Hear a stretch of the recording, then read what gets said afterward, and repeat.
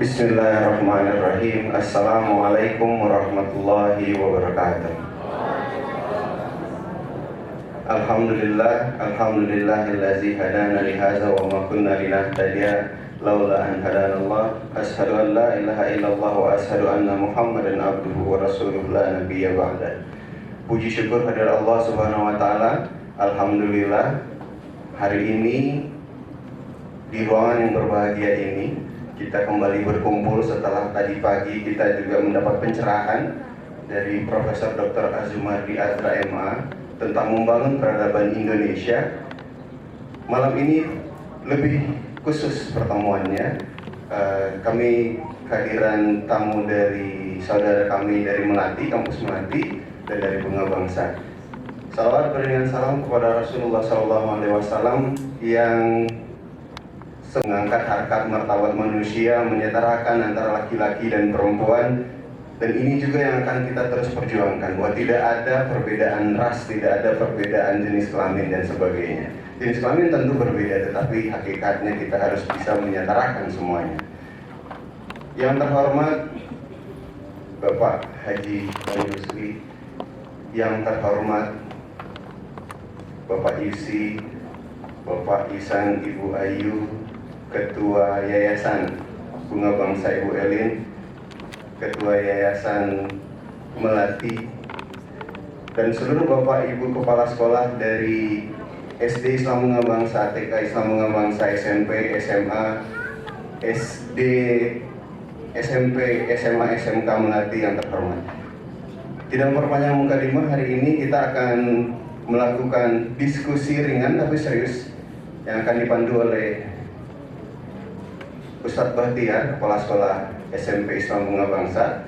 Tapi sebelumnya saya akan menyampaikan satu susunan beberapa kalimat yang hendak saya sampaikan. Ketika perjalanan saya menyusun kata-kata ini. Jalan-jalan ke Sebulu, jangan lupa membeli jus jambu. Yang lain sibuk pergi malam minggu, kita berkumpul di sini untuk menuntut ilmu. Acara selanjutnya kami serahkan kepada Ustadz Bahtiar untuk memimpin acara ini. Kepada Ustadz Bahtiar kami serahkan. Assalamualaikum warahmatullahi wabarakatuh.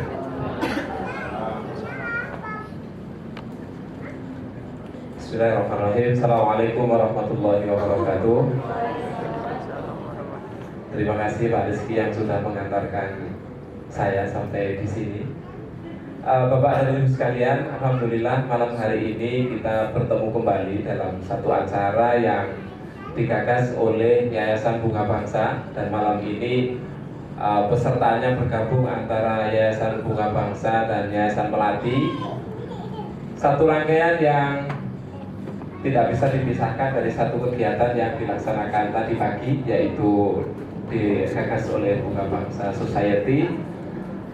Beberapa Bapak Ibu barangkali pagi tadi sudah hadir, namun karena banyaknya peserta, keterbatasan waktu ya, sehingga barangkali interaksi Bapak Ibu dengan Profesor tadi kurang begitu banyak. Oleh karena itu difasilitasi oleh Yayasan Bunga Bangsa, malam ini kita melaksanakan materi sedikit, kemudian kita akan lanjutkan dengan diskusi.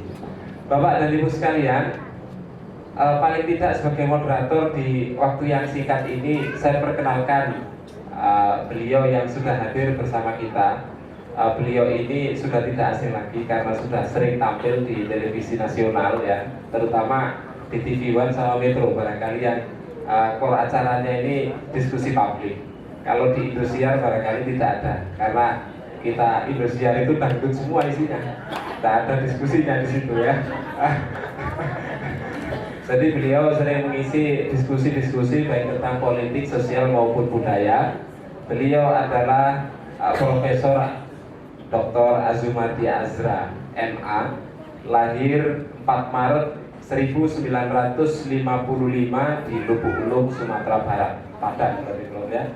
Jadi sangat jauh dari saya, kalau saya Lamongan, tetapi ternyata ketika bertemu di Samarinda itu menjadi fastabiqul khairat antara orang Lamongan dengan orang Padang.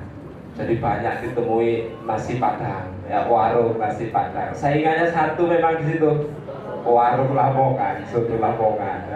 Jadi fastabiqul khairat ternyata luar biasa. Beliau pernah menjabat ya Direktur Sekolah Pasca Sarjana UIN Jakarta 2007 sampai April 2015.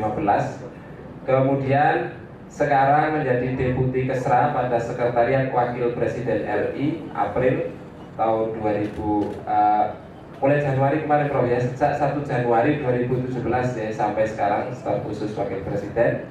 Kemudian sebelumnya beliau juga menjabat sebagai Rektor IAIN atau sekarang Universitas Islam Negeri Syarif Hidayatullah selama 2 periode berakhir tahun 2006.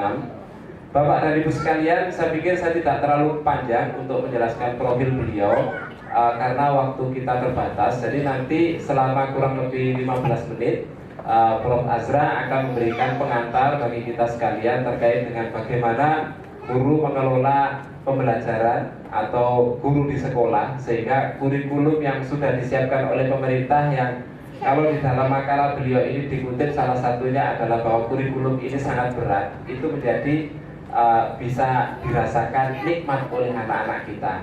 Bagaimana itu akan diberikan pengantar sedikit dan nanti kita akan lanjutkan dengan diskusi. Waktu saya serahkan kepada Prof. Azra. Bismillahirrahmanirrahim. Assalamualaikum warahmatullahi wabarakatuh. Alhamdulillah rabbil alamin wassalatu wassalamu ala asrofil anbiya'i wal mursalin sayyidina Muhammadin wa ala alihi wa sahbihi ajmain, amma ba'd. Yang terhormat Bapak Rusli dan anak-anak tercinta dan Bapak dan Ibu guru dari yayasan, dari sekolah Bunga Bangsa dan juga Melati. Sebetulnya banyak sekali keluhan, keresahan, komplain gitu ya mengenai pendidikan kita, banyak sekali. Tapi itu hanya bahagia. Saya kira itu wajar saja karena kita ingin meningkatkan mutu pendidikan kita, jelas.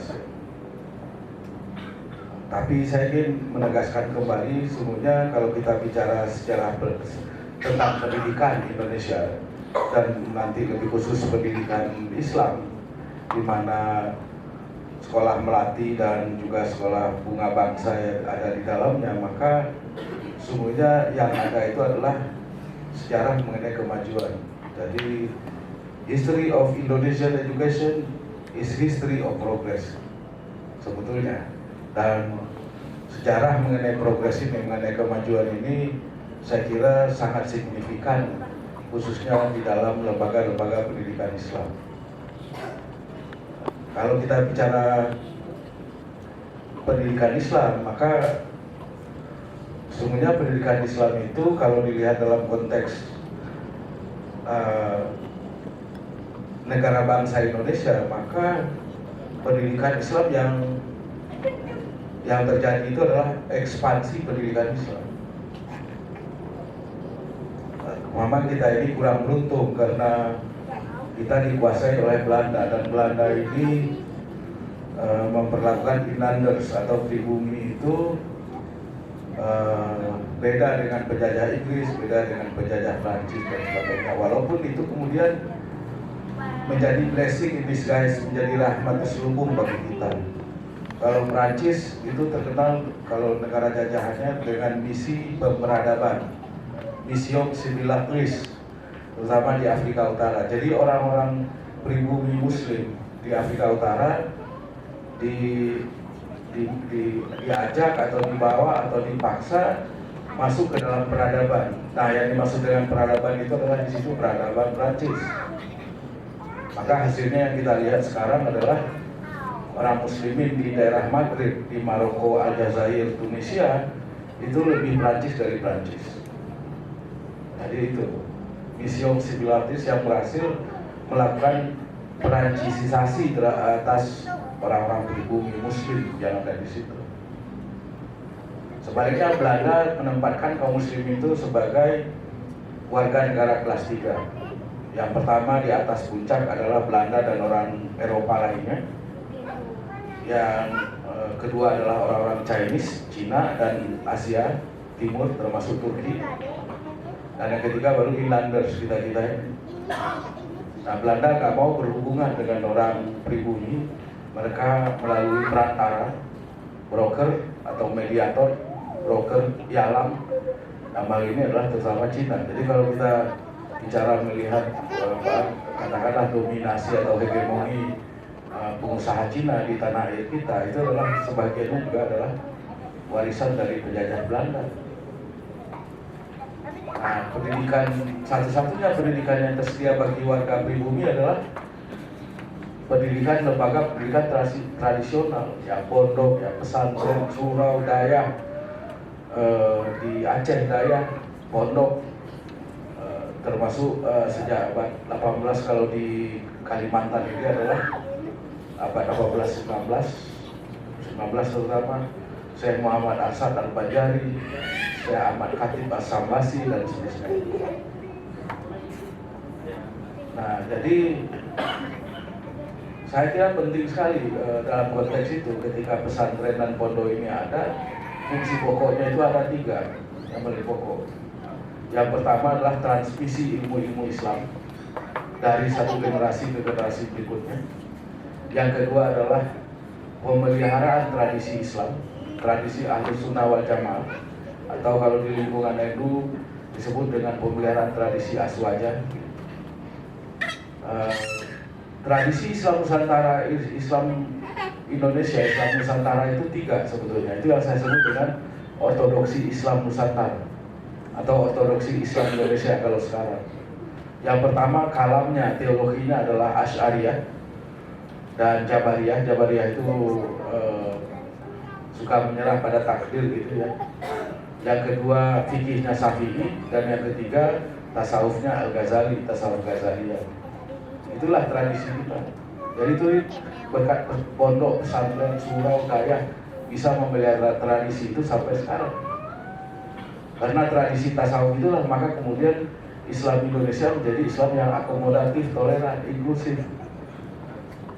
Beda dengan misalnya ortodoksi Arab Saudi. Ortodoksi Arab Saudi itu hanya 2. Yang pertama kalamnya adalah Salafi Wahabi, ya, yang sering menuduh praktek-praktek Muslim yang lain dari mereka, yang padahal di Indonesia dirayakan secara besar-besaran.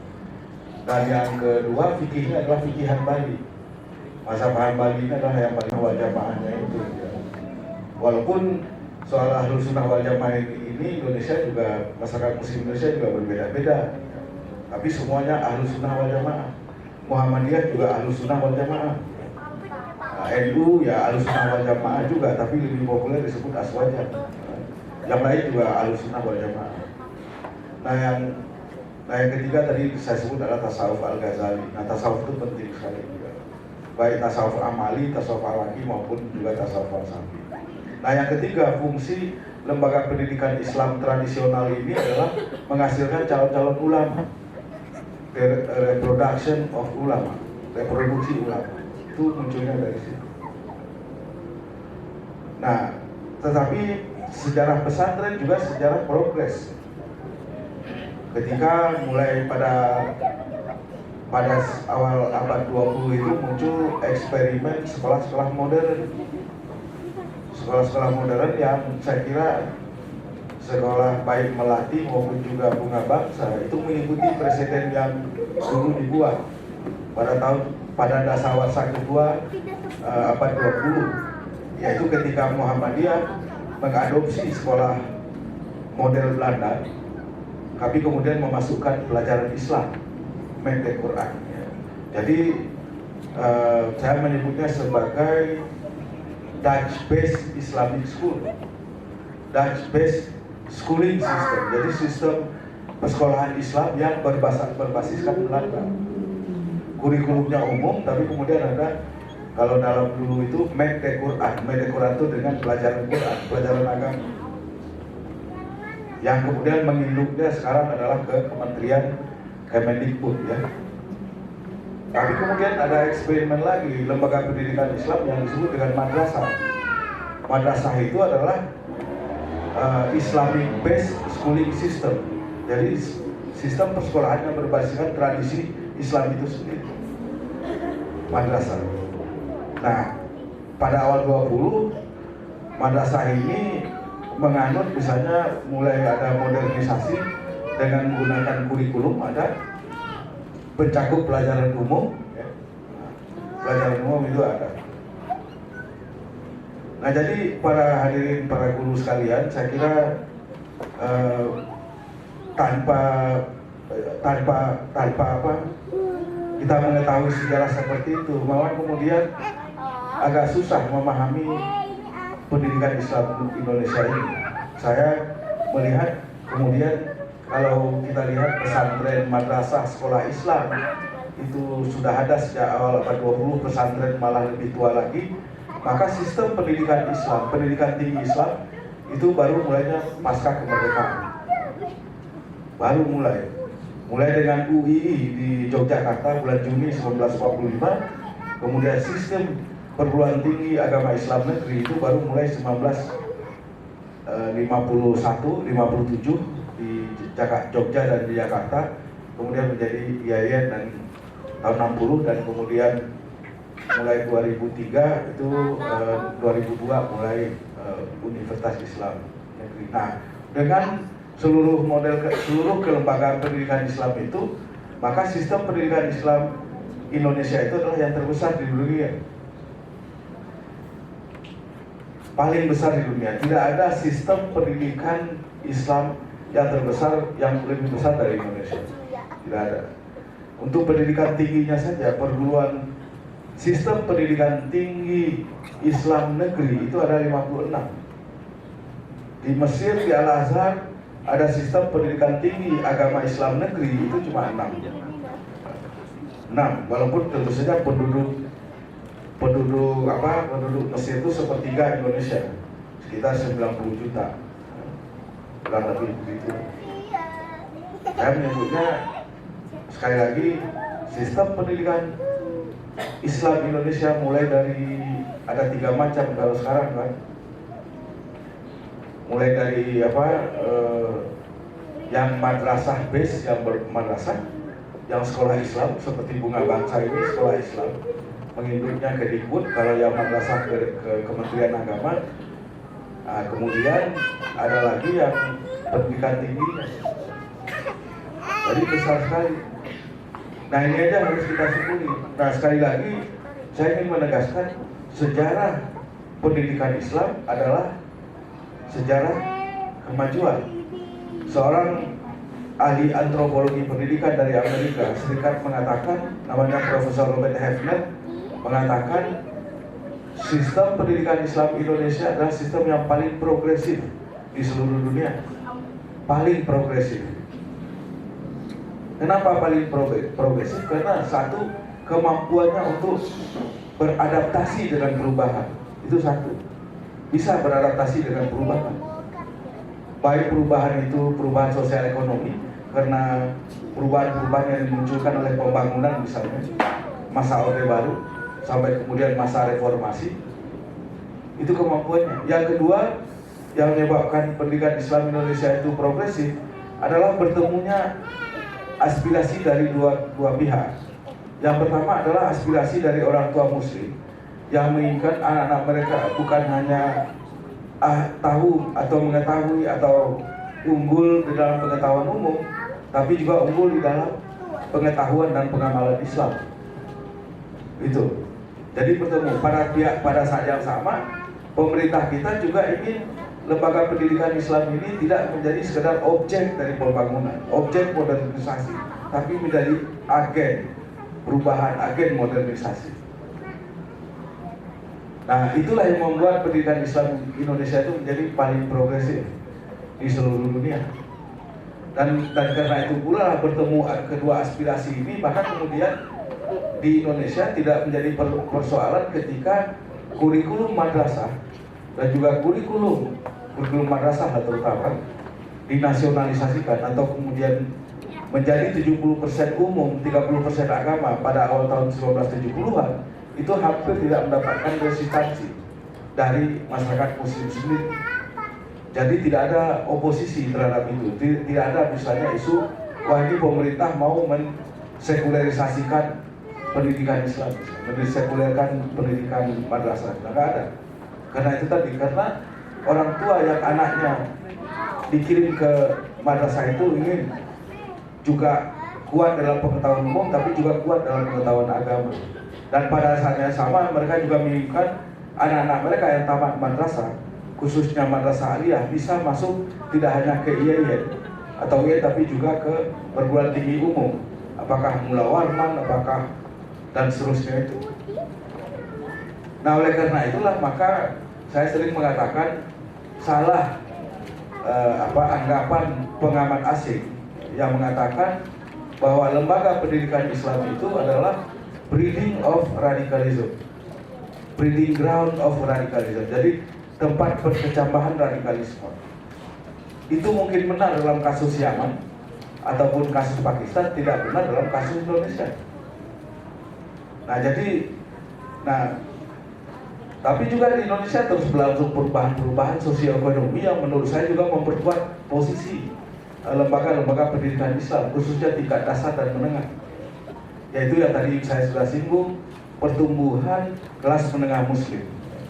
Sejak Parwan kedua, khususnya dasawarsa 1980-an, ketika modernisasi pembangunan yang dilancarkan oleh pemerintahan Orde Baru mulai menampakkan hasilnya. Saya sering mengatakan kita boleh menuduh Presiden Soeharto itu otoritarianisme, ya. Tapi dua jasa yang paling besar dari Pak Harto, saya kira sangat penting bagi kita. Yang pertama adalah mengangkat sekitar 40 jutaan orang miskin dari lumpur terbenam, dari lumpur kemiskinan menjadi kepalanya udah di atas lumpur itu, sehingga lebih bisa bernafas. Yang kedua adalah melakukan universalisasi pendidikan dengan proyek-proyek SD Impresnya itu, Impres. Ya. Nah, harus diakui ketika dua hal ini dilaksanakan, maka beneficiaries, penerima manfaat yang terbesar itu adalah orang-orang Islam, anak-anak Islam, anak-anak Muslim ini, ya, terutama karena sebagai konsekuensi logis dari kenyataan demografis bahwa hampir 90% penduduk Indonesia itu adalah Muslim. Jadi ketika SD Impres diperbanyak di mana-mana, maka yang masuk ke sana itu yaitu anak-anak Muslim itu. Begitu juga ketika perguruan tinggi diekspansi ke mana-mana juga begitu. Jadi inilah yang saya katakan, the history of Islamic education is the history of progress, kemajuan. Nah, apalagi dalam konteks pendidikan Islam seperti madrasah, seperti pesantren, seperti sekolah Islam, itu sekitar 85-90% lembaga pendidikan Islam yang ini itu adalah milik komunitas. Milik komunitas seperti sekolah Malati, sekolah Bunga Bangsa, pesantren. Jadi 85%, bahkan kalau nggak sampai 90%, 85% adalah didirikan oleh komunitas sendiri. Jelas itu, beda sekali dengan sistem sekolah umum. Sistem sekolah umum itu 90% dimiliki oleh negara. Public school system itu dimiliki oleh negara. Sebaliknya Islamic system itu sebagian besarnya 85% adalah dari masyarakat Muslim sendiri.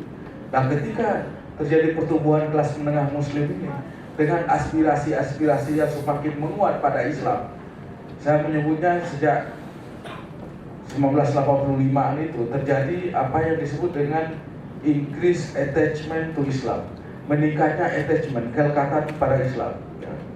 Merasa ingin lebih dekat, ya, lebih bersemangat.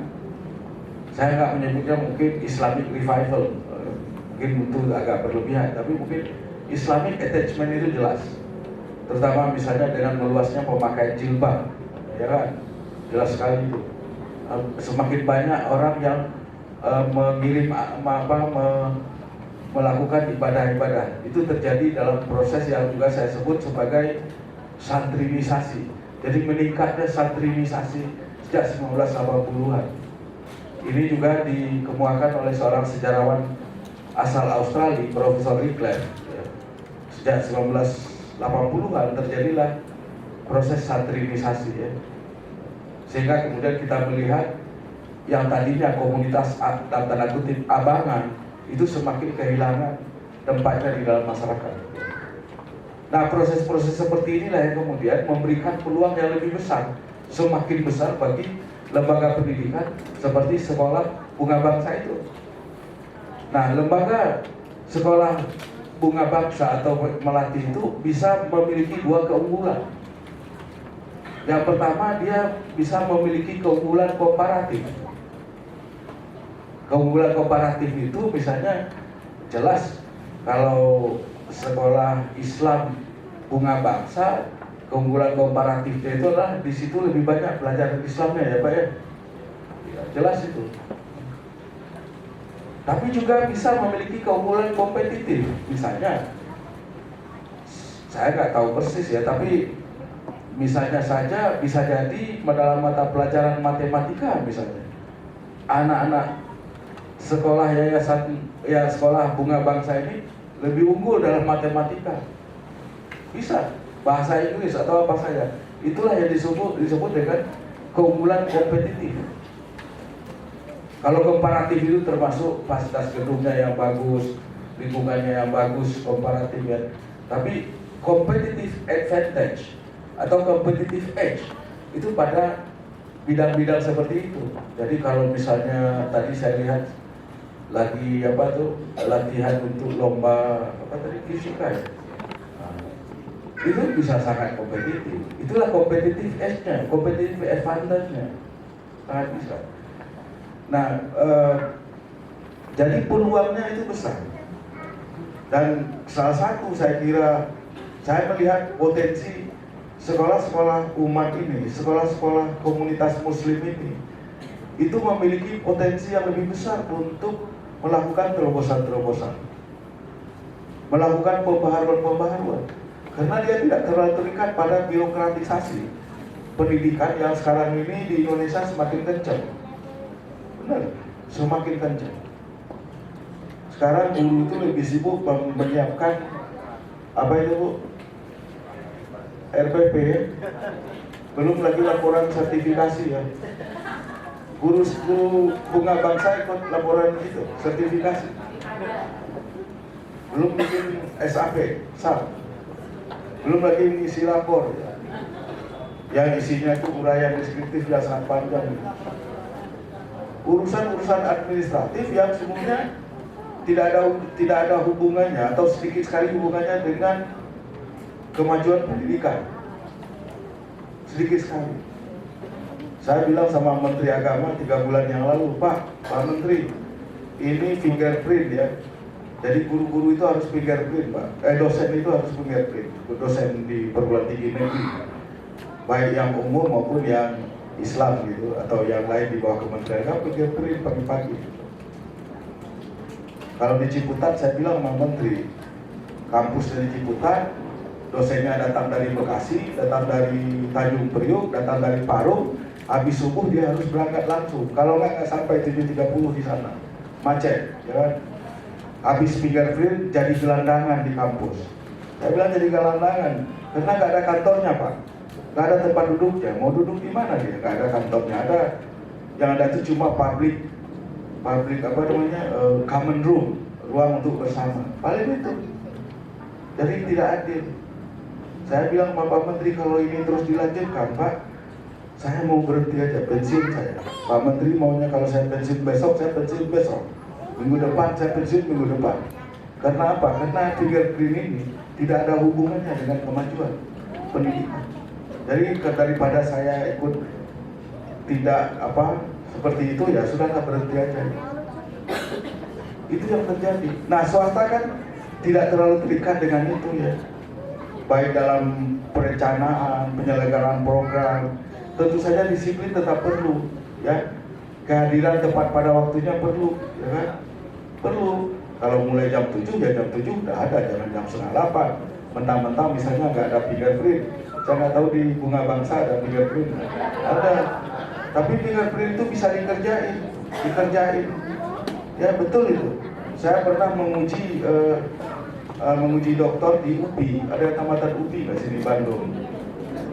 Nah itu bercerita, Pak sekarang kita nggak pakai fingerprint lagi, karena fingerprint itu dikerjain. Sekarang pakai irisan mata, pakai irisan mata ini. Saya bilang saya masuk ke kantor CIA aja diundang, ke Landry dan ke FBI, ke ASIO itu yang di Australia, nggak ada itu. Ini betul-betul degrading, merendahkan, dehumanizing, merendahkan kemanusiaan. Betul-betul itu. Jadi di UPI itu tidak lagi pakai ini, ya kan? 2 apa 3 ya? 1 ya. Saya soalnya nggak pernah. Selalu melawan saya. Rebellious, saya nggak mau. Lebih baik saya berhenti aja. Karena menurut saya itu nggak ada hubungannya. Jadi sudahlah. Nah, jadi diganti dengan retina ini. Jadi baru kemudian pendidikan. Nah, oleh karena itu saya kira sekali lagi sekolah Melati, sekolah Bunga Bangsa saya kira punya potensi sekali, punya potensi. Didukung oleh meningkatnya itu tadi, attachment ke Islam yang disertai dengan meningkatnya kemampuan sosial ekonomi. Pak Rusli cerita ketemu dengan Pak JK misalnya soal sekolahnya Pak JK di Makassar itu, apa sekolah Atiroh ya Pak ya, Atiroh yang bicara soal wah mahal, kata Pak JK jangan khawatir soal mahal, itu ada yang mampu gitu ya. Nah jadi memang ya potensi itu ada. Sekarang saya kira kita harus memiliki keberanian untuk melakukan terobosan-terobosan. Tadi waktu ngobrol sore-sore di rumah Pak Rusli, kita ngobrol bagaimana misalnya pelajaran yang nggak perlu diajarkan di kelas, sudahlah suruh murid pelajari sendiri. Ya. Dan ibu guru tadi, ibu guru juga setuju dengan itu. Pelajaran olahraga misalnya dengan terlalu teoritis, pokoknya disuruh aja olahraga praktek dia. Kesenian juga begitu, nggak perlu teori-teori. Ini mengurangi beban itu, supaya sekolah itu betul-betul menjadi istilah saya itu madrasah mawaddah warahmah. Ya, madrasah mawaddah warahmah. Madrasah itu tempat pembelajaran yang penuh cinta kasih sayang. Jangan sekarang ini dengan beban yang begitu banyak itu, maka lembaga pendidikan kita itu menjadi tempat kemarahan murid-murid di dalam hatinya paling tidak. Nah, oleh karena itulah perlu terobosan-terobosan baik di dalam segi kurikulumnya maupun juga dari segi pembelajarannya. Insya Allah kalau itu bisa dilakukan, saya kira sekolah-sekolah Islam seperti Bunga Bangsa, Melati, dan juga banyak lagi di tanah air kita ini kan ekspansinya luar biasa Pak. Saya ingat tahun 75 saya ke Jakarta, yang namanya sekolah Al-Azhar di bawah pimpinan Profesor Hamka itu hanya ada 2 Pak, tahun 75 itu. Yang pertama di Masjid Agung Al-Azhar, yang kedua di Tanah Kusir. Kalau kita mau ke kuburan makam Tanah Kusir ada itu 1 di dekat apa itu Pul Biskota Ajiwiria itu di situ. Kalau sekarang ada di mana-mana, termasuk di Samarinda ada juga ya Pak Al-Azhar ini. Ada berpacu berkompetisi dengan Bunga Bangsa dengan Melati, bagus. Mastarikul Khairat tadi yang dibilang tadi itu kan. Nah jadi saya kira potensi itu ada. Nah lagi-lagi kita tidak bisa bergantung pada pemerintah. Pemerintah itu selain jangkauannya terbatas, juga menurut saya tidak terlalu serius mengurusi pendidikan. Tidak serius.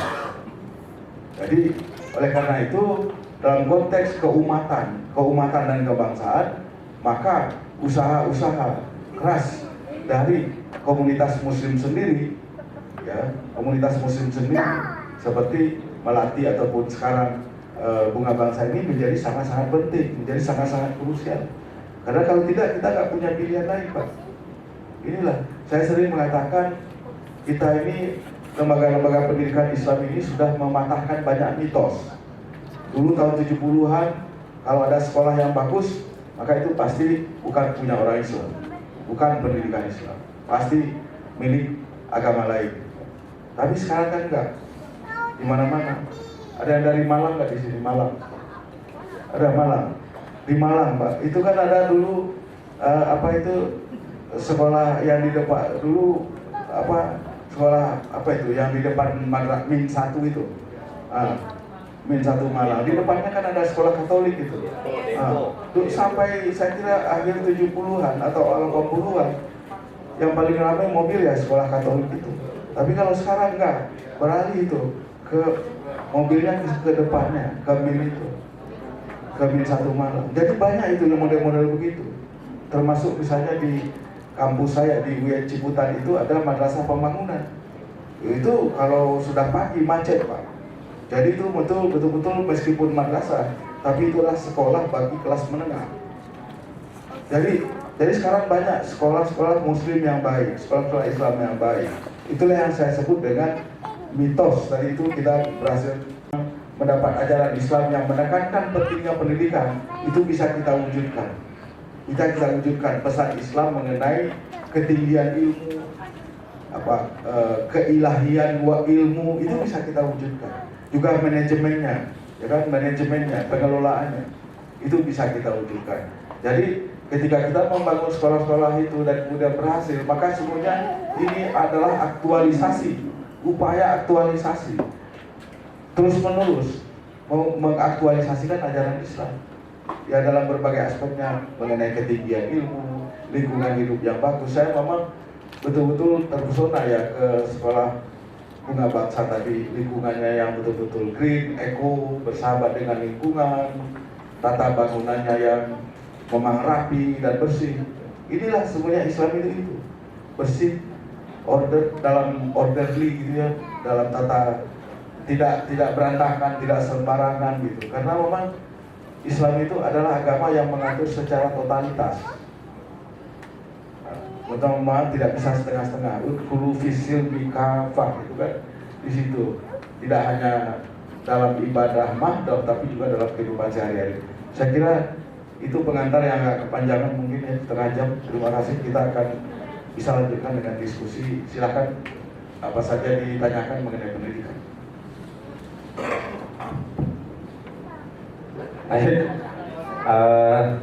Terima kasih Prof, pengantarnya sangat menarik. Jadi Bapak Ibu, kalau kita lihat pengantar yang beliau sampaikan, saat ini itu adalah momentum kita buat sekolah Islam untuk semakin maju dan berkembang. Dan saya pikir Melati dan Bunga Bangsa tidak akan bisa untuk itu kecuali Bapak Ibu semakin juga berkembang. Jadi tepuk tanganlah untuk guru-guru Melati dan Bunga Bangsa.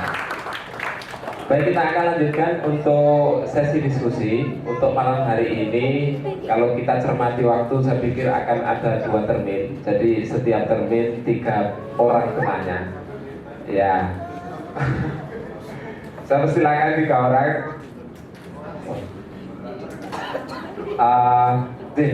Pak, saya lupa saya. Pak Wardi, Masya Allah, Pak Wardi sesepuh kita dari SMA Plus Melati. Kemudian yang kedua nanti Om Reni. Kemudian yang ketiga dari sisi sini ada ibu-ibu. Yang ketiga dari Misdian, guru SD Islam Bunga Bangsa. Terima kasih. Yang pertama dari Pak Wardi, silakan Pak.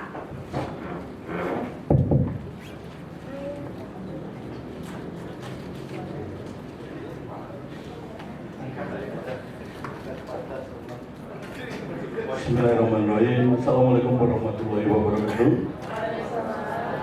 Yang saya hormati Bapak Profesor, Bapak Adi, dan keluarga besar SMA dan Bunga Bangsa. Saya tidak bertanya, cuma ingin pencerahan aja untuk saya. Yang pertama, yang berkait dengan batasan mutu. Karena kalau sudah mendengar mutu di benak para bapak ibu guru itu berkait dengan pengetahuan. Padahal di dalam kegiatan keseharian setiap manusia itu mempunyai kompetensi yang di dalamnya itu mencakup masalah pengetahuan, keterampilan, dan sikap. Dan itu yang harus dimiliki oleh seorang guru, karena seorang guru itu harus mengajar, mendidik, dan melatih. Kalau batasan ini tidak jelas, maka Bapak Ibu guru ini hanya mengedepankan yang terkait dengan pengetahuan saja. Oleh karena itu tadi siang Pak Profesor telah menjelaskan bahwa terlalu berat siswa ke sekolah karena bawa bukunya yang banyak. Sedangkan kurikulum kita ini kurikulum yang sangat syarat. Padahal di kurikulum itu menurut pemahaman saya singkatannya kurikulum KTSP, kurikulum tingkat satuan pendidikan. Menurut pemahaman saya, sekolah itu diberi kewenangan untuk menyusun kurikulum sesuai dengan kondisi, situasi, dan kemampuan. Kalau memang terlalu berat, kenapa sekolah menyusun yang sangat berat tidak diperingan? Nah, ini kan perlu kita sinkronkan agar supaya nanti pelaksanaan di lapangan itu tidak harus mengikuti temannya di sebelah. Karena barangkali kurikulum yang dipakai di masing-masing sekolah itu diterapkan di tempat yang bersangkutan tidak cocok. Karena mengikuti punya orang, mestinya sekolah harus menyusun sendiri disesuaikan dengan kondisi dan kemampuan sekolah. Dan berkait dengan kurikulum yang tadi sudah dibicarakan bahwa kurikulum itu sangat berat. Nah, saya mohon pencerahan yang berkaitan dengan mutu tadi, apakah hanya pengetahuan saja, keterampilan dan sikap itu dikesampingkan agar supaya nanti dari Bapak Ibu guru ini bisa menerima dan mengedepankan sesuai dengan tugas pokok guru, yaitu mengajar, melatih, dan mendidik. Terima kasih. Assalamualaikum warahmatullahi wabarakatuh. Assalamualaikum warahmatullahi wabarakatuh. Terima kasih Pak Wadi. Pak Wadi, silakan. Bismillahirrahmanirrahim. Assalamualaikum warahmatullahi wabarakatuh. Waalaikumsalam. Pak Profesor, saya tanya mengenai roadmap dari Bunga Bangsa maupun Melati. Melati sudah memiliki 21 tahun sejarah pengalaman. Kemudian Bunga Bangsa 12 tahun. Dibandingkan dengan sekolah negeri, maka sekolah swasta memiliki keleluasaan untuk berkembang, ekspansi, dan lain-lain. Saya hanya melihat kalau sekolah ini kita definisikan sebagai dakwah, tidak hanya sebagai attachment ke Islam, tapi benar-benar membawa nilai Islam. Dalam pikiran saya sebaiknya harus ekspansif. Jangan hanya Bunga Bangsa di Samarinda, jangan hanya Melati di Samarinda. Pada waktu kita datang ke fisika tadi, ada satu siswi dari Balikpapan, bukan dari Bontang, bukan dari Sangatta, tapi Balikpapan. Kota yang sangat terbuka, tapi datang ke Samarinda. Nah, ada kota kayak Samarinda, apalagi Bontang, membutuhkan semacam Melati atau Bunga Bangsa. Nah, apa saran Pak Azra supaya lebih ekspansif, lebih berani? Kelangkaan SDM pasti ada, tapi pengalaman 20 tahun dan 12 tahun itu lebih dari cukup sebenarnya untuk melangkah. Dakwah, kalau kita mengacu ke Rasulullah, itu sampai kemana-mana kan, ininya. Mengapa tidak institusi sekolah ini kita anggap sebagai misi dakwah? Nah, mungkin ada saran atau best practice dari institusi sekolah yang ada di Jawa kan, di Jakarta. Itu aja. Baik, terima kasih Pak Reni. Pertanyaan yang kedua. Yang ketiga dari Miss Dian. Silakan. Miss Dian, namanya Dian gitu kan. Dia ini guru teladan Pak. Assalamualaikum warahmatullahi wabarakatuh. Selamat malam Bapak, selamat datang di Samarinda. Saya sudah ikut tadi pagi, yang sesi pagi sampai siang. Mungkin sedikit melenceng dari awal pembukaan malam ini, tapi ada beberapa fenomena yang saya amati dan itu terjadi di kalangan kita sebagai guru. Yang pertama, fenomena penyebaran berita bohong, Bapak. Suka sekali kalau ada BC tidak jelas, copy paste langsung disebarluaskan. Yang kedua, adanya fenomena kebiasaan judging, stampingnya sangat tinggi.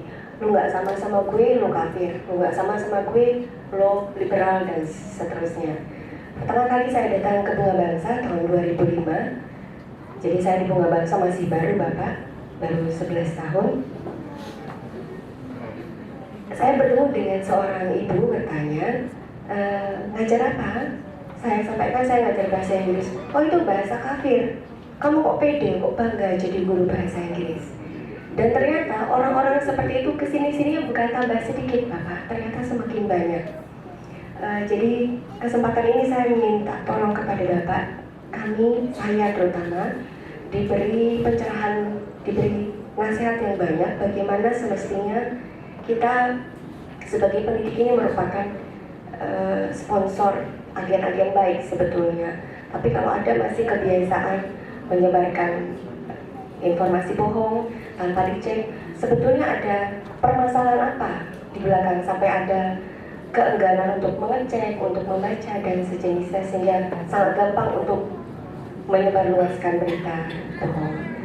Yang ketiga tadi sudah dirangkum dari pertanyaan pertama. Kalau kami di lapangan guru ingin sekali bahwa administrasi pembelajaran itu sangat minim. Karena sekarang saja ini guru-guru mungkin siang malam jungkir balik untuk mengerjakan berkas untuk akreditasi. Sangat ingin sekali kalau pemberkasan dan paperwork itu sedikit. Tapi sistem berbeda. Ya, sistem berbeda. Kita maunya seperti di luar negeri ujian hanya tahun ketiga, kelima, ketujuh. Di Indonesia tidak bisa. Jadi bagaimana kita mau menyelaraskan apa yang diinginkan sekolah sesuai dengan misi sekolah dan apa yang diinginkan oleh pemerintah. Begitu Bapak, terima kasih banyak. Assalamualaikum warahmatullahi wabarakatuh. Assalamualaikum. Baik, terima kasih. Pertanyaan ketiga sudah disampaikan. Langsung saja saya persilakan Prof. Azra untuk menjawab ketiga pertanyaan tersebut.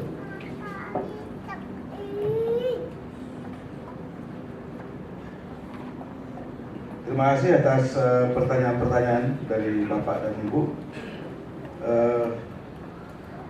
Saya kira kalau soal mutu itu memang kalau di Indonesia harus 3 hal yang tadi Bapak sebutkan itu ya Pak, menyangkut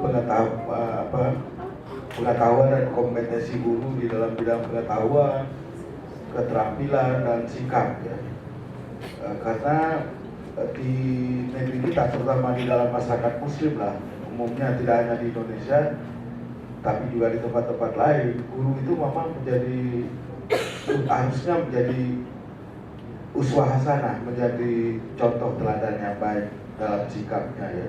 Mungkin beda dengan di negeri lain yang saya lihat di Eropa atau di Amerika, aspek guru sebagai uswah hasanah itu tidak terlalu penting, karena guru lebih menekankan pemberian pengetahuan ya kepada muridnya, tapi untuk pembentukan kepribadian ya itu lebih banyak diserahkan kepada si anak didiknya sendiri, peserta didiknya sendiri. Jadi itu memang karena mungkin penekanan yang terlalu besar pada kebebasan individu. Jadi guru tidak bisa mengarah-arahkan para muridnya untuk misalnya memiliki sikap begini, sikap begitu, tidak bisa. Ya. Kalau di kita kan enggak, ya kan?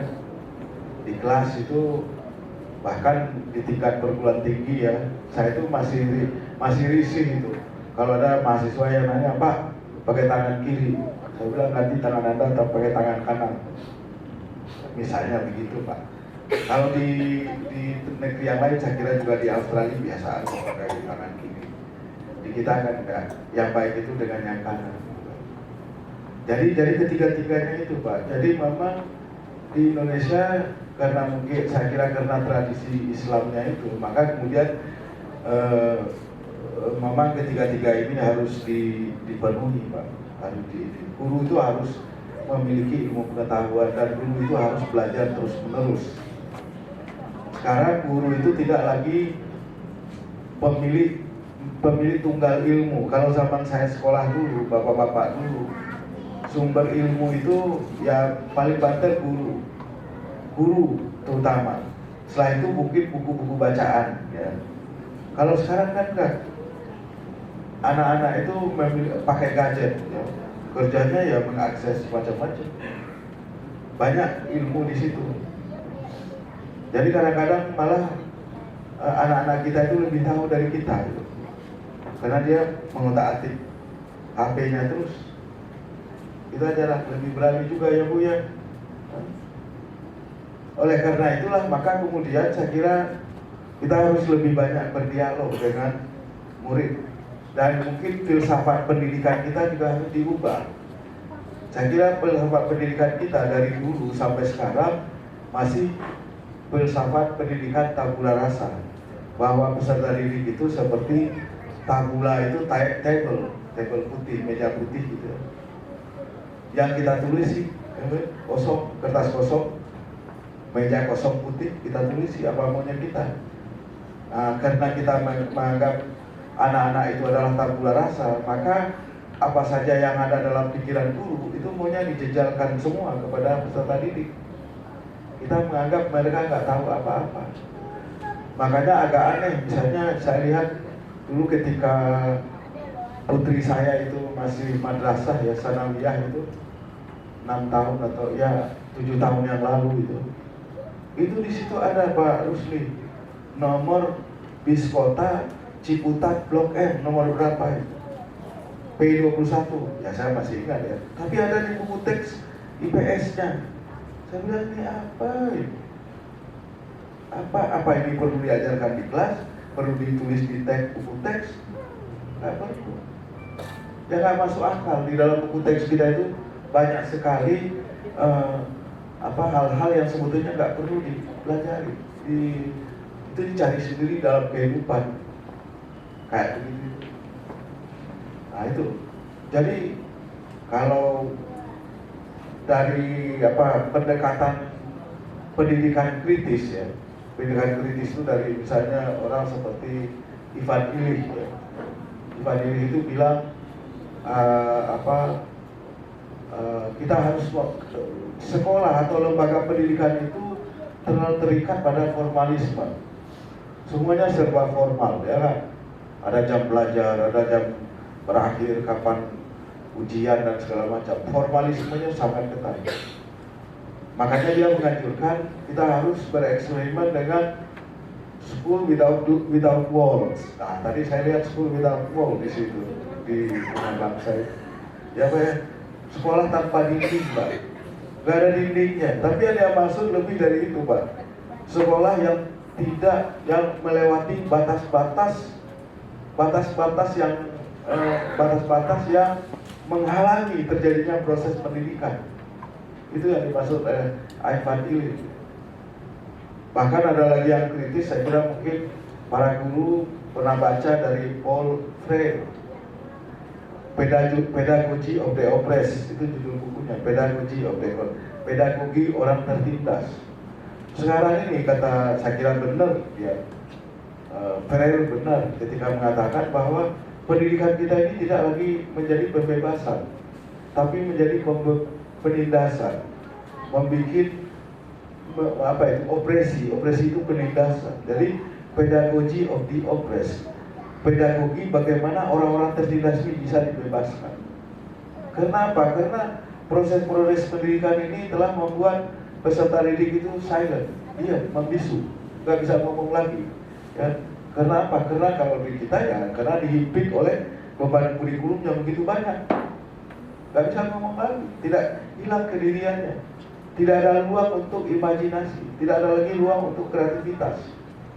Jadi oleh karena itu saya mengusulkan sebetulnya kalau ada mata pelajaran yang tidak terlalu perlu berikanlah yang pokok-pokok saja, yang nggak diujikan misalnya di ujian nasional ya nggak usah, suruh belajar sendiri.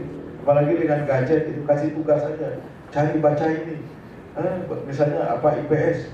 Bidang apa gitu, lihat kurikulum, lihat silabusnya, suruh belajar sendiri, cari sendiri, tulis 1 halaman, baca buku ini, misalnya. Jadi pendidikan itu nggak membebaskan.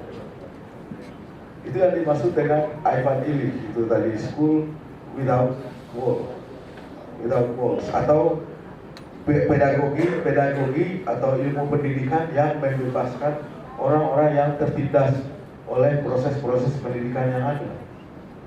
Baik ketertindasan karena kurikulum, karena proses pembelajarannya yang nggak tepat, ya kan? Proses belajar mengajarnya tidak tepat, gitu dan seterusnya. Nah, saya nggak tahu, mungkin kita perlu mengadakan survei Pak Rusli. Sejauh mana sih murid-murid kita ini, baik terutama di sekolah Bunga Bangsa ini, menikmati pendidikan? Atau apakah mereka merasa dalam tanda petik tertekan, tertindas, ya?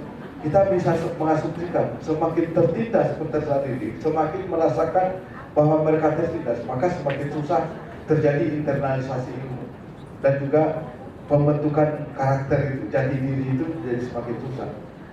Dia akan mengalami disorientasi, mengalami dislokasi kepribadian. Mungkin di depan kita baik-baik, tapi di belakang menjadi anak nakal dia. Nah, itu sering terjadi karena seperti itu. Jadi ini Pak, memang sekolah di tanah air kita, di kalangan masyarakat Muslim, terutama bukan sekedar soal transmisi ilmu pengetahuan, tapi juga itu tadi Pak, adalah pembentukan sikap.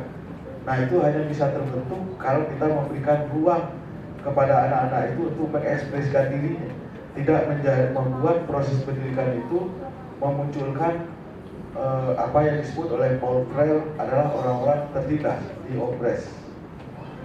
Jadi kita harus lebih banyak dialog, lebih banyak empati kepada para murid kita.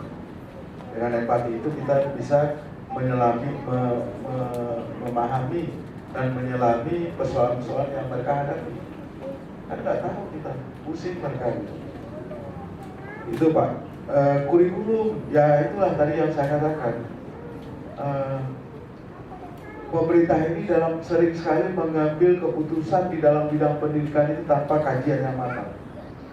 Saya mengatakan misalnya K13 itu muncul hanya karena inspirasi ketika Menteri Pendidikannya itu umroh. Ya, dia merasa, wah ini ada petunjuk nih, kurikulum harus bikin. Tidak dilakukan dulu evaluasi Pak. KTSP itu tidak dikatakan evaluasi, di mana kelemahannya. Seharusnya kan cari dulu apa dievaluasi dulu. Kalau ada yang lemah diperbaiki. Jadi jangan kurikulum, kenalkan kurikulum baru. K13 itu kan saya ingat itu. Saya ikut itu, diminta itu untuk ikut melatih Pak, guru-guru itu di Bandung di UPI. Ya sebetulnya saya malas, tapi karena dibilang perlu sekali akhirnya saya kasih juga. Itu yang namanya apa itu, pelatihan atau apa istilahnya dulu itu, dan menghabiskan uang 7 triliun, bukan sedikit, dana 7 triliun, sehingga sampai 6 bulan Pak harus dialihkan dana yang tadinya untuk tunjangan dosen, tunjangannya dialihkan untuk pelatihan itu. Jadi sampai 6 bulan kita nggak terima tunjangan itu. Tahun 2007 dialihkan untuk melatih guru-guru mengenai pemahamannya mengenai K13 itu Pak. Nah, gurunya juga nggak paham dia, karena berjubel Pak, berjubel itu, berjubel. Nah jadi, sampai sekarang pun nggak selesai Pak. Kita ini mau ikut KTSP atau K13, nggak jelas juga. Sudah 3 menteri Pak dalam zaman Jokowi ini, 2 menteri ya, Pak Anies dan sekarang Pak Muhajir, tapi belum selesai juga. Saya kira harus ada pengkajian yang menyeluruh Pak. Dari 2 kurikulum yang masih dipraktekkan ini, dijalankan ini, KTSP maupun juga K13 itu harus dilakukan. Kalau tidak, ya tadi itu, pendidikan menjadi proses yang melintas bagi anak-anak kita. Nah kalau sudah begitu, susah kita untuk mencapai kemajuan. Saya setuju Pak Reni kalau misalnya sekolah-sekolah yang sudah menjadi unggul, sudah menjadi bagus ya, seperti Bunga Bangsa ini, untuk melakukan ekspansi. Ya ada beberapa skema yang bisa ya, kalau kayak itu bisa dilihat misalnya skema Gontor, pesantren Gontor.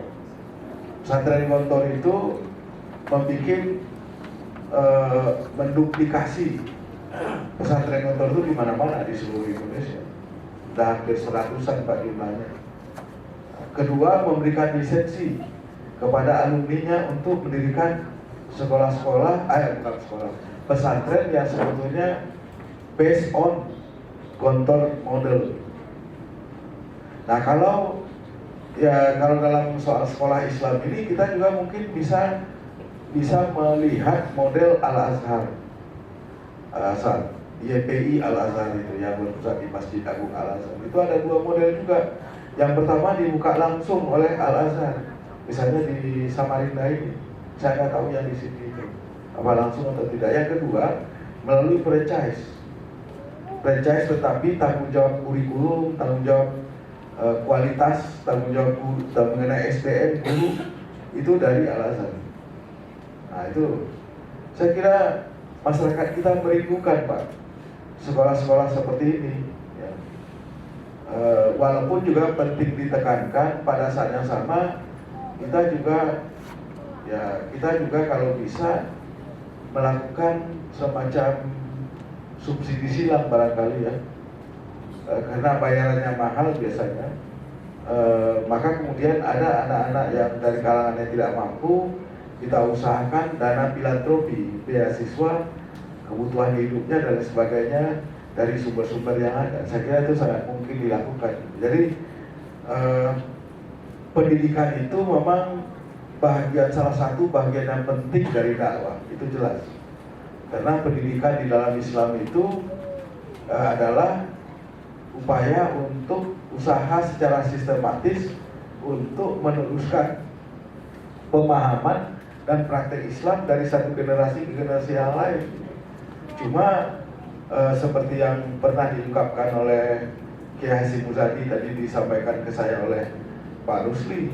Pak Hasyim Muzadi pernah bilang, ya kalau bikin sekolah jangan asal-asalan gitu ya Pak ya, kata Pak Hasyim Muzadi ya. Banyak dulu ya, saya kira sampai mungkin kira-kira menjelang akhir abad 20 lah, sebelum milenium baru ini Pak. Memang orang kalangan kaum muslimin, baik tokoh, dermawan maupun yayasan, itu membuat sekolah Islam ataupun madrasah lebih didasari oleh semangat dakwah Pak. Dan inilah yang mengakibatkan mutu sekolah-sekolah Islam atau madrasah itu rendah. Karena banyak hal, misalnya sering sekali gurunya itu under qualified. Jadi tidak memenuhi kualifikasinya, nggak memenuhi. Mungkin harusnya minimal S1 misalnya, dan dia baru tamat PGA udah mengajar. Atau salah kamar, mismatch. Dia tamatan fakultas syariah, menantu dari kiai misalnya ya kan, mengajar. Dia tamatan fakultas syariah disuruh mengajar bahasa Inggris atau disuruh mengajar matematik misalnya. Itu namanya mismatch. Mungkin dia bisa mengajar. Seperti saya misalnya, bidang saya sejarah ya kan. Saya disuruh mengajar matematik misalnya. Mungkin bisa juga saya pelajari, tapi mismatch. Jadi itu yang terjadi.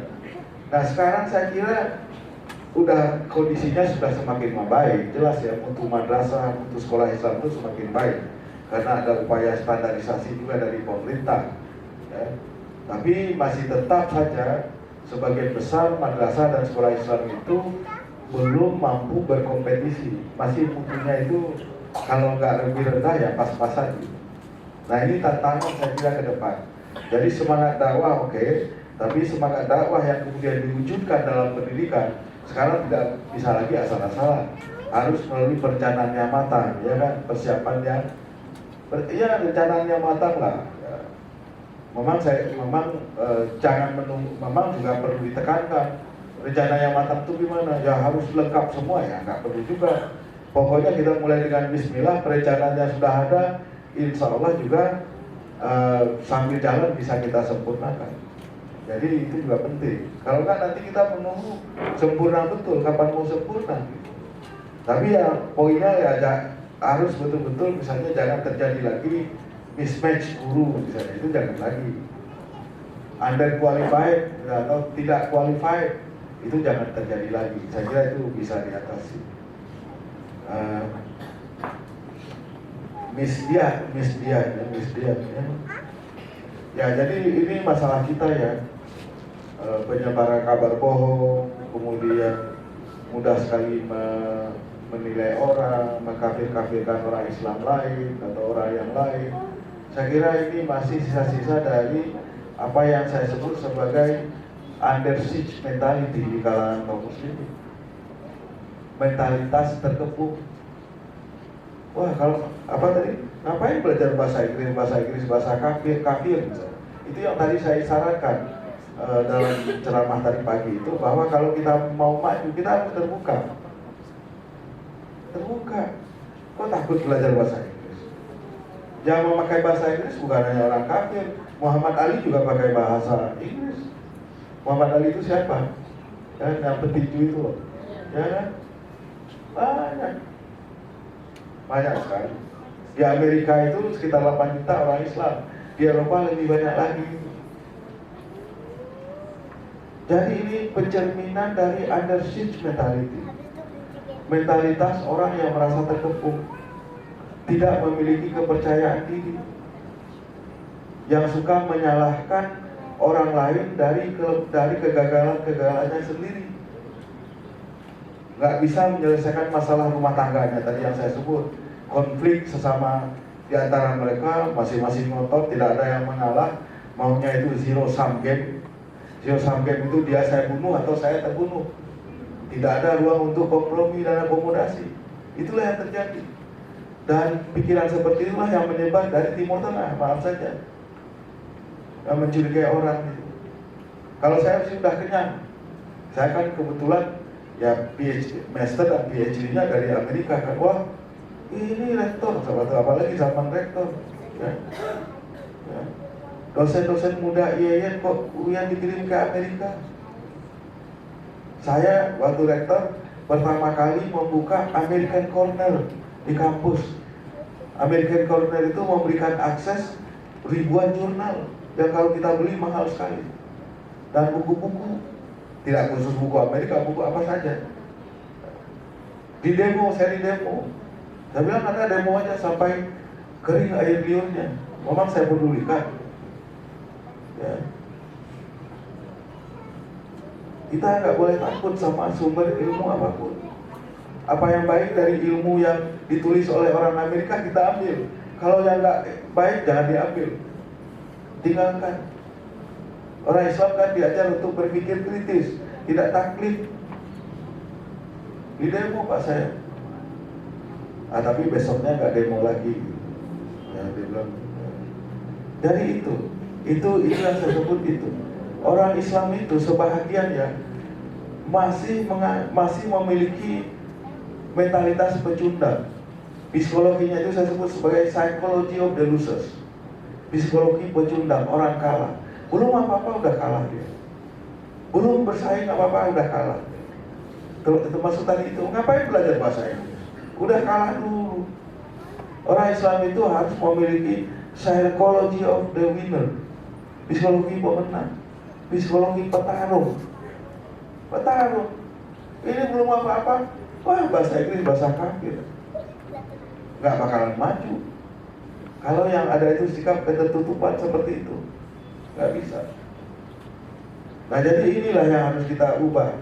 Jadi oleh karena itu eksperimen seperti misalnya sekolah bunga bangsa ini menjadi sangat penting, karena itu menimbulkan kebanggaan, menimbulkan harkat dan martabat sebagai orang Islam. Makanya saya benar itu yang dibilang oleh seorang pastor ke saya, namanya Romo Magnis Suseno, sering mungkin Bapak dan Ibu tahu. Dia bilang satu hari ke saya, Pak Mardi, saya senang gitu, melihat sekarang masih bagus, arsitekturnya bagus, bangunannya bagus, besar. Loh kenapa Romo? Saya bilang, ya kalau banyak masjid yang bagus, orang Islam itu kecemburuannya dan kemarahannya ketika melihat gereja yang bagus akan berkurang, kalau nggak hilang sama sekali. Bangga sebagai orang Islam karena masjidnya juga bagus. Tidak ada lagi tadi itu psychology of the losers-nya menjadi kurang. Nah, jadi Bapak dan Ibu guru ini penting sekali untuk membangkitkan, menumbuhkan kebanggaan sebagai orang Islam, sebagai Muslim. Ya. Menumbuhkan kebanggaan, lihatlah misalnya lingkungan kampusnya, lingkungan sekolahnya yang bangunannya bagus, hijau, inilah Islam, bersih, itu harus ditumbuhkan yang seperti itu, sehingga kemudian orang Islam itu tidak selalu merasa marginal, merasa terpinggir. Saya pernah digugat di kampus di Pascasarjana UIN Sunan Kalijaga di Yogyakarta. Dia bilang orang Islam ini selalu terpinggir, di dalam pemerintahan nggak ada kita, semuanya minhum. Saya bilang, Anda maunya apa? Anda itu jangan mengecil-ngecilkan orang Islam. Dia kan bilang begini, Mama betul, jumlah orang Islam Indonesia itu hampir 90%, tapi yang benar-benar Islam itu cuma 20%. Saya bilang, dari mana Anda itu mengukur? Dan apa hak Anda mengukur orang Islam yang lain? Seolah Anda sendiri yang Islam. Dan kalau mengecil-ngecilkan itu, yang senang orang lain. Orang Islam cuma segitu.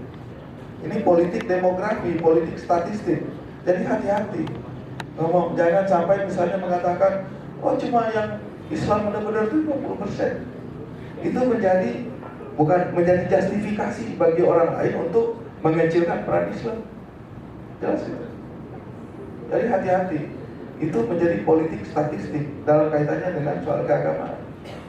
Saya bilang, Anda maunya apa? Jokowi itu apa dia? Islam atau bukan? Ya kan? Apalagi yang namanya wakil presiden Yusuf Kala. Dia bukan hanya sekedar wakil presiden, tapi juga ketua umum DMI, Dewan Masjid Islam, Dewan Masjid Indonesia. Juga mendirikan banyak masjid. Mustasar NU, PBNU. Apalagi yang Anda harapkan? Apakah itu bukan minna? Apa Anda menganggap itu minhum?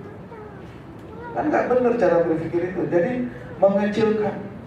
Saya bilang upaya mengecilkan bidang-bidang pengaruh Islam itu secara sistematis dilakukan oleh para sarjana Belanda, termasuk Snowden.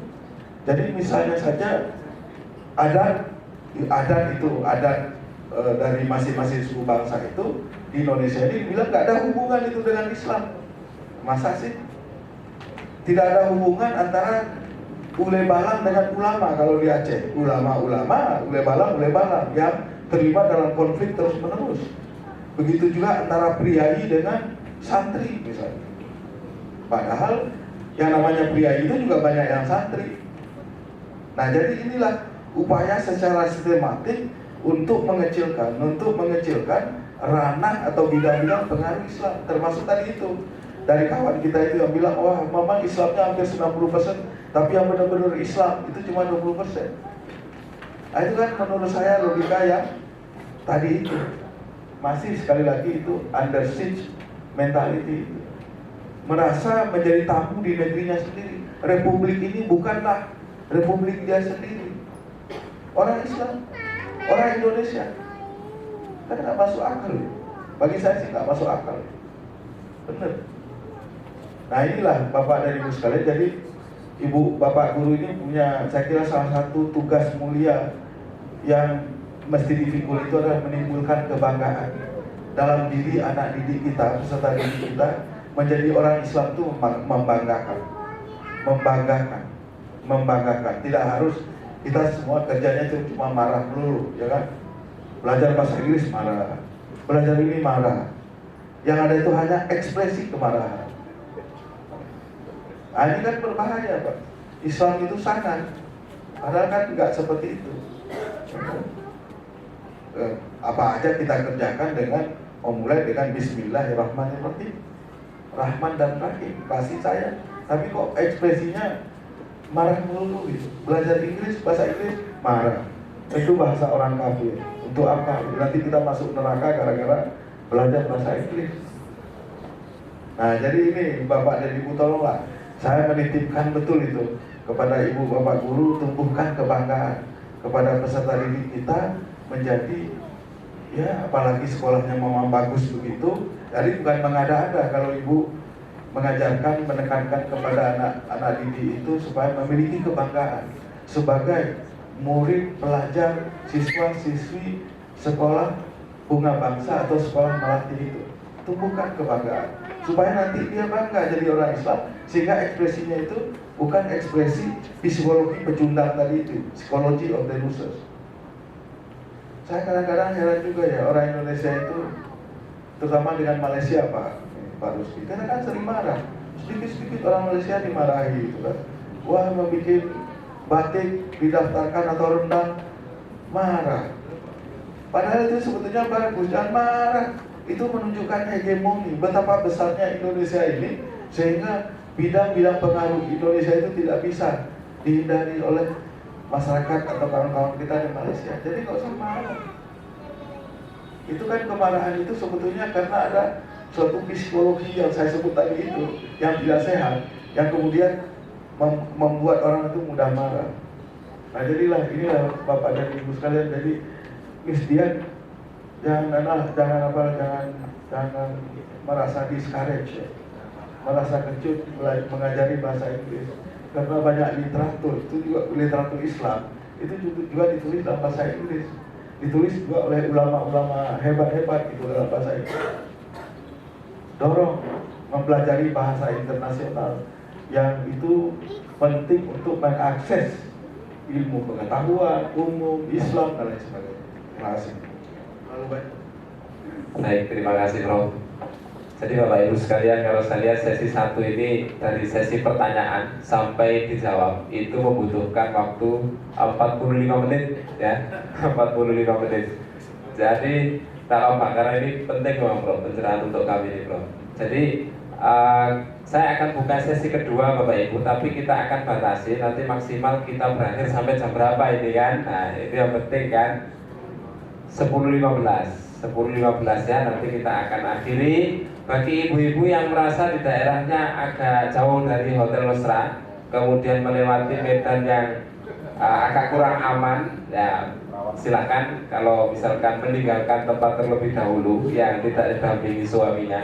Tapi saya pikir kalau bapak-bapak ini pemberani semua ya, jadi untuk bapak-bapak kita keluar bersama dari ruangan ini.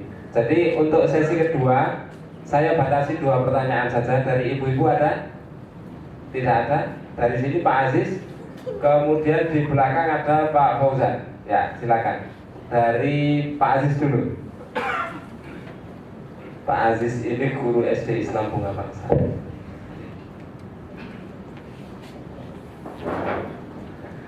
Assalamualaikum warahmatullahi wabarakatuh. Perkenalkan Pak Profesor, nama saya Pak Aziz. Saya guru di Bunga Bangsa.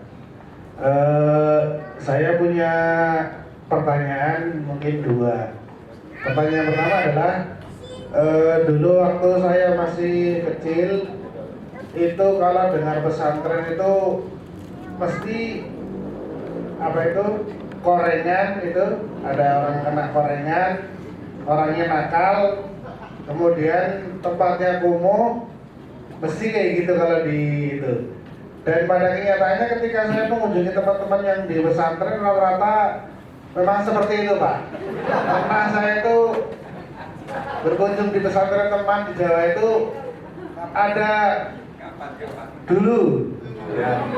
Saya masih ingat ke kamar mandinya Ustaz. Jadi di sebelahnya ada tulisan An-Nadhafatu Minal Iman, tapi sampah sama sabun itu di mana-mana.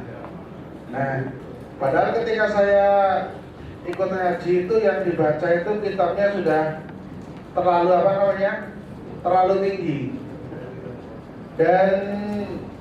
Dan itu yang saya takutkan dulu ketika saya mau terbang kerja di Bunga Bangsa juga, jangan-jangan Bunga Bangsa itu sekolah Islam.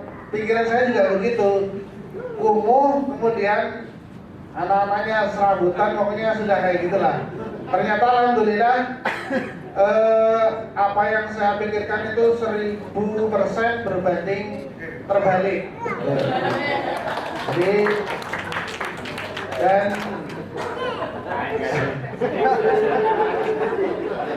ya, dan yang ingin saya tanyakan Pak, dengan membangun peradaban Islam di Indonesia ini sebenarnya yang paling betul itu dari mana dulu Pak? Dalam artian apakah dari dipahamkan dulu atau praktek dulu? Kalau saya lihat di Bunga Bangsa itu sebenarnya kalau pengajaran agamanya itu tidak terlalu tidak terlalu tinggi tapi aplikatif. Jadi seperti ngaji, seperti hadis itu memang benar-benar setiap hari dikenalkan. Apakah seperti itu sudah istilahnya sudah mewakili atau bahkan mungkin atau ada tambahan yang lain? Kemudian yang kedua Pak Profesor, dulu saya pernah waktu tinggal di pesantren itu sering membaca namanya Profesor Dr. Asbani Azra. Itu mesti satu paket dengan Bapak Nurholis Majid biasanya dengan Bapak Ulil Absor, Harun Nasution dan kawan-kawan. Dan biasanya itu tidak jauh-jauh dari kelompok Hutan Kayu atau biasanya disebut dengan Jaringan Islam Liberal. Waktu itu parahnya saya dibombardir dengan berita-berita yang begitu menyesatkan tentang tentang itu. Kemudian saya cari sendiri informasi tentang itu, dan alhamdulillah saya banyak baca makalah atau tulisannya Bapak Ulil Absor, dan alhamdulillah saya sudah mulai agak sedikit tercerahkan. Yang ingin saya tanyakan sebenarnya dari teman-teman dari Bapak dan di tetangga itu, sumbangsi untuk membangun peradaban Indonesia ini seperti apa, Pak? Karena saya lihat itu ada pertentangan juga dari Islam yang mengatakan sebagai fundamentalis juga itu katanya juga sesat juga. Demikian mungkin sudah mengenal dari dua pertanyaan itu. Demikian, Assalamualaikum warahmatullahi wabarakatuh.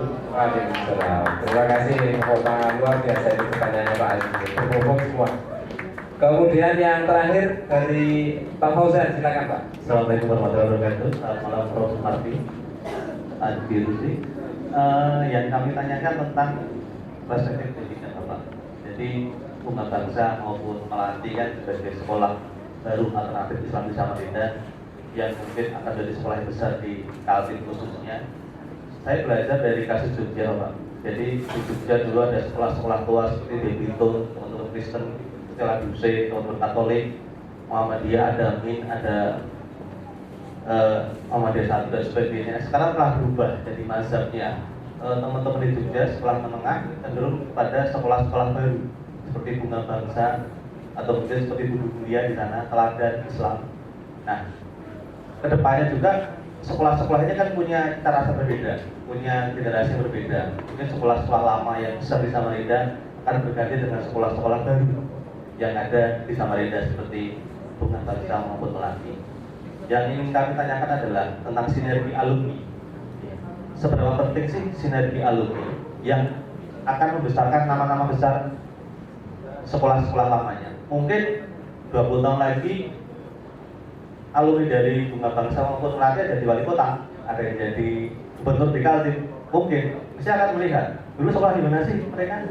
Oh, Bunga Bangsa, oh Melati.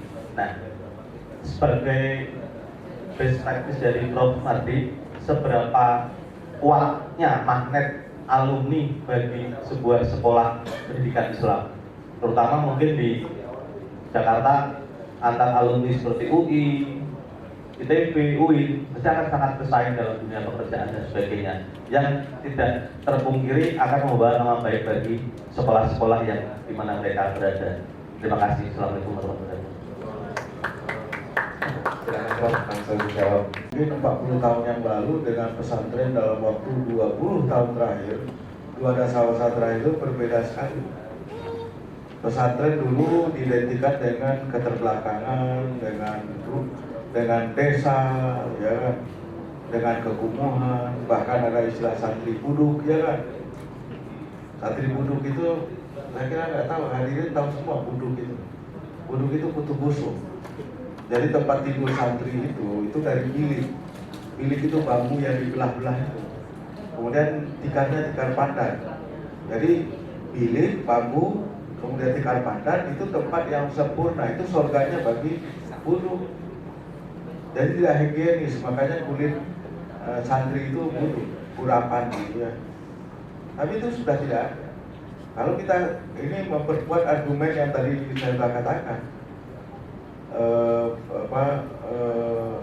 pertama meningkatnya increase attachment to Islam, meningkatnya kecintaan pada Islam, dan kelas menengah muslim tadi itu yang kemudian menjadi tulang punggung dari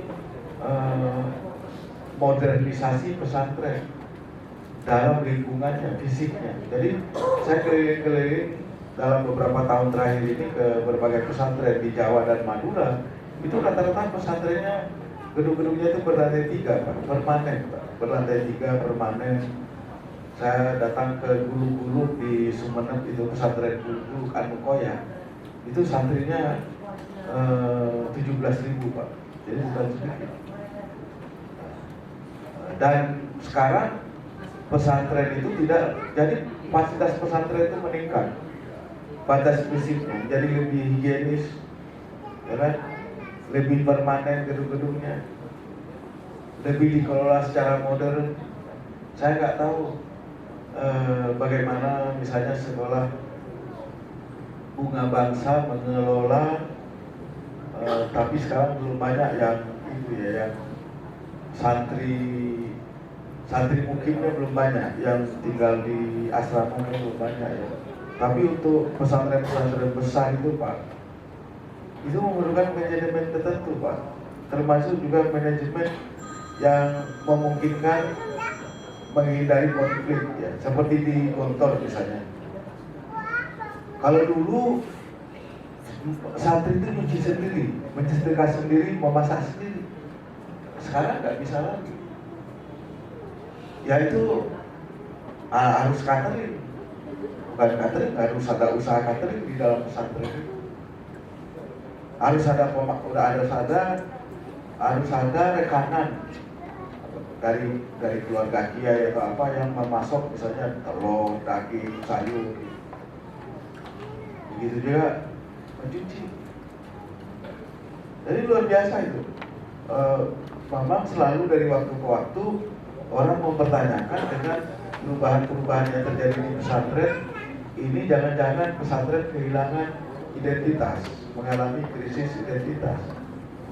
Saya bilang enggak juga, ternyata tidak juga. Saya masih ingat pada akhir 1970-an ikut dalam diskusi-diskusi mengenai pembangunan pesantren, antara lain bersama Gus Dur almarhum.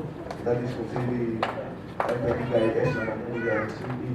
Dan pada waktu itu mulai pembicaraan mengenai krisis identitas pesantren, misalnya ketika listrik masuk pesantren. Jadi ketika listrik masuk pesantren, maka kemudian para santri tidak lagi nimba air. Karena apa? Karena sudah ada pompa sanio, ya kan? Wah, ini santrinya dari tidak mandiri, ya, gitu ya. Padahal identitas santri itu adalah mandiri. Ini ada listrik, tidak lagi perlu memompa. Jadi itu selalu ada perdebatan mengenai itu. Tapi saya kira perkembangan pesantren dalam 20 tahun terakhir itu luar biasa, betul-betul membanggakan. Bagi saya sangat membanggakan. Dan pesantren ini tadinya fenomena pedesaan, sekarang saya menyebut ada pesantren urban di daerah perkotaan. Saya nggak tahu di sekitar kota Samarinda ini, di wilayah urban atau suburban. Samarinda ini ada pesantren nggak ya? Ada. Bukan hanya itu, saya memperkenalkan istilah. Nah, ini pasti Pak Rusdi dan Yusi pasti tahu nih. Saya menyebut pesantren sekarang itu sudah menjadi holding institution. Kalau di perusahaan kan ada holding company ya. Saya nggak tahu holdingnya Mesra ini apa ya. Saya nggak tahu. Mesra itu holdingnya. Pesantren itu juga holding. Karena apa? Karena di dalam pesantren itu ada madrasah, mulai dari madrasah ibtidaiyah, sanawiyah, aliyah, ada SMK, ada sekolah Islam, ada juga Pak, perguruan tinggi umum, ada klinik, ada usaha ekonomi. Itu anak-anak, dalam tanda kutip, anak-anak perusahaan yang muncul dari di pesantren. Makanya kemudian pesantren itu menjadi holding yang mengikat anak-anaknya ini, lembaga-lembaga pendidikan yang macam-macam ini, termasuk SMK dan macam-macam. Kenapa pesantren bisa begitu fenomenal? Menurut saya pertumbuhannya fenomenal. Itu tidak lain karena apa? Pertama tadi yang sudah saya bilang berkali-kali, meningkatnya kecintaan pada Islam. Yang kedua, pesantren itu menjanjikan dan memberikan pendidikan yang aman. Tidak ada narkoba, tidak ada taburan, ya kan? Kira-kira begitu. Nah, jadi ini saya kira itulah yang kalau bicara di luar negeri, misalnya mengenai pendidikan Islam itu selalu menyatakan bahwa Indonesia itu adalah showcase, adalah sebuah contoh sukses bagaimana lembaga pendidikan Islam itu bisa bertumbuh mengikuti perkembangan zaman. dengan adanya perubahan-perubahan sosial ekonomi yang terjadi. Jadi perubahan-perubahan sosial ekonomi yang terjadi itu bukan menyingkirkan.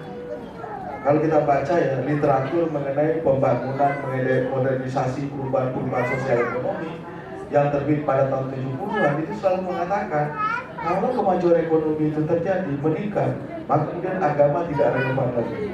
Institusi-institusi agama tidak relevan lagi. Itu dulu itu. Tapi Indonesia membuktikan tidak seperti itu. Bahwa kemajuan sosial ekonomi, kemajuan pendidikan malah membuat orang apa itu tadi yang saya sebut itu increase, meningkat attachmentnya, kelekatannya pada agama, pada Islam. Itu basis. Jadi sekali lagi ini kita patut syukuri. Ya, saya memang sering Pak Aziz dituduh jil. Tapi masa jil jadi pengurus MUI? Saya itu wakil ketua Dewan Penasehat MUI. Dulu semasa Kiai Sahal Almarhum, saya salah satu penasehat. Saya lagi ikut sering khutbah Pak di masjid-masjid. Dan lagi juga saya itu jauh lebih senior dibandingkan dengan Ulil. Jauh di bawah saya itu. Masa saya menunggu tiang nggak kebalik-balik itu ya. Tapi memang saya sering dituduh macam-macam. Ya saya kalau dituduh ya saya bilang paling istighfar aja lah yang menurut saya. Dituduh misalnya Ahmadiyah, dituduh Syiah, dituduh liberal. Ya itu konsekuensinya ya.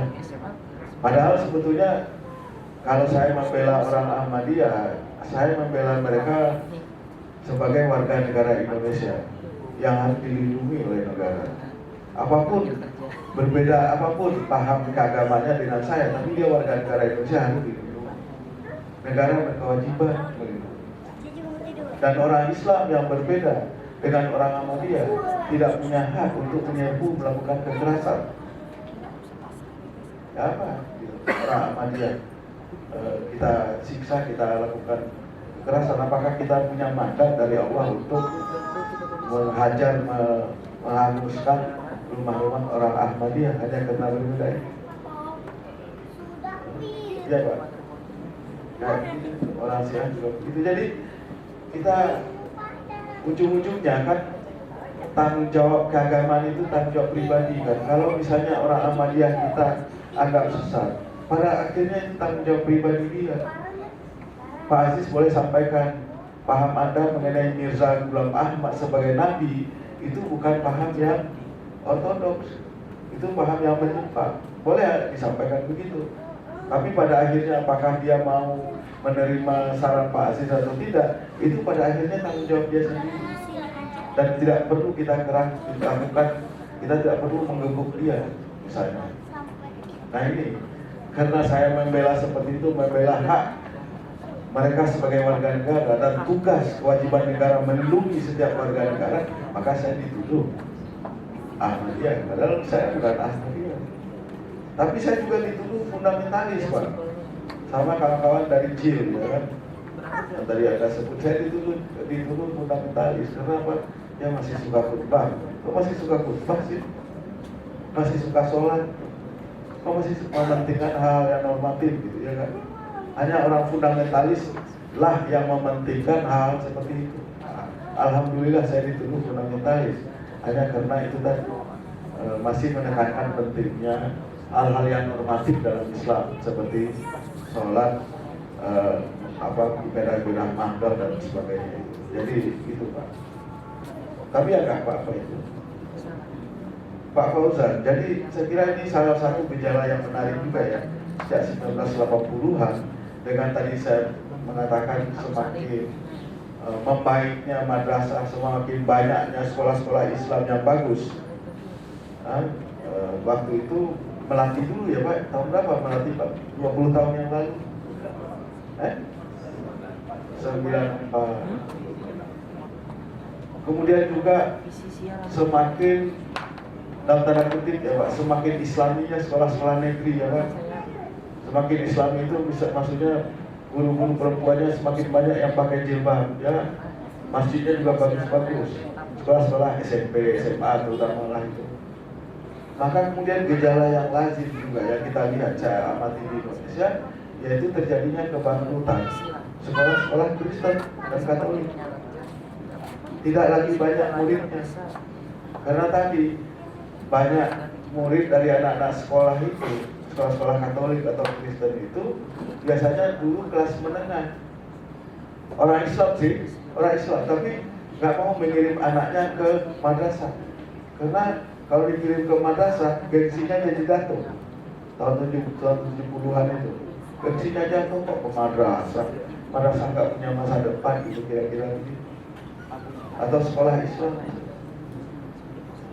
Saya pernah waktu deputi kesranya Pak JK itu, atau zaman Pak SBY itu, itu Pak, meninjau itu anak-anak lagi mengerjakan UN itu. Jadi pertama kita pergi ke SMA negeri, banyak kelasnya SMA negeri, banyak, ada berapa itu, 6 kelas. Habis itu kita pergi ke sekolah Muhammadiyah, itu di Jakarta ini. Ada tiga kelas, ini lumayan. Ketika sampai ke sekolah Katolik itu cuma 1 kelas, 20 orang. Pak JK nanya, ini kok sedikit muridnya, padahal dia tahu ini sekolah Katolik yang bagus, dulu terkenal gitu kan. Ya Pak, mau masuk gini muridnya. Jadi orang-orang Islam yang tadi mengirim anaknya ke sekolah Katolik dan sekolah-sekolah ini dianggap sebagai status simbol sosial, simbol status simbol simbol. Maka kemudian sekarang enggak berhenti kirim anaknya ke Al-Azhar atau yang lain, atau bahkan ke sekolah As-Salam di Solo, ada yang dari Solo, sekolah As-Salam itu kan. Jadi tergantung pergeseran. Saya punya teman pendeta di Lipi, teman saya, dia satu hari menelpon saya, Pak Mardi, dia itu sedih di kampung saya, sekolah Katolik yang melahirkan orang sekali bertransit dan sekarang tutup, nggak dapat murid lagi, nggak ada muridnya lagi. Dan ini gejala yang banyak yang umum. Jadi juga karena